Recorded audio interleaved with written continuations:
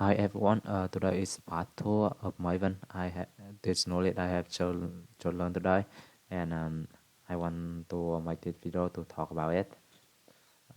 In the past, um, I go through the dependency and dependency management. So I think this is the important knowledge. So in the next, we can when we declare a dependency, we have some need to declare some information. At the we can see here. We can see here. At the first, we need the group ID. Group ID is the unique base name of the company or group. Create the project, so we can when we create a project, we can name any name. Artifact ID, this is the unique name of that project, and version is the version of project.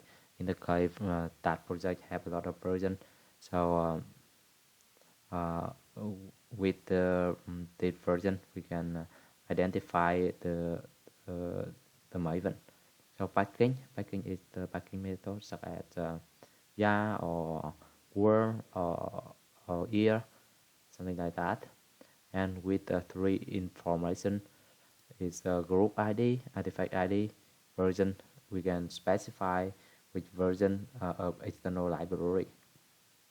So I think it is simple, simple knowledge. And like I talk about the scope dependency. At the, we have the sixth scope. At the first, it compile. Um, we can see in the life cycle life cycle of Maven. We can see we have compile and test here. In compile is the default scope. It means when did we don't we don't declare the scope, the Maven will understand that is the compile scope, and that dependency will available on the compile and test process. On the test, that in the night that is test. Test is the same like compile. It means that dependency will just exist on the test progress. You can imagine that when we run the test, we just run test one time in the locally, and when it's bad, when we take the file to the server to deploy, we don't need to run test one more anymore. So we don't need to add the test dependency to our project. It will make our project will be great. Provide like compile, but it's the provide that dependency by environment, but it's rarely used the scope. Runtime is mean that that dependency only need on the runtime, and in the test or compile we don't need that dependency.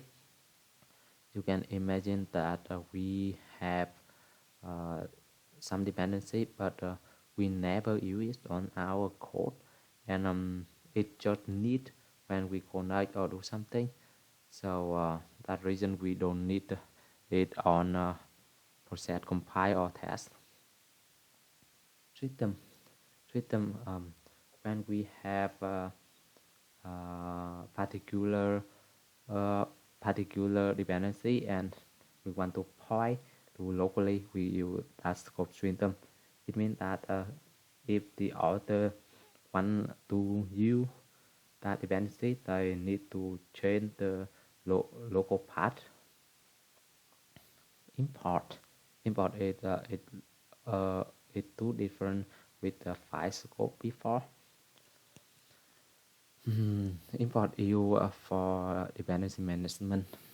In the past, I already talked about the inherit parent dependency, but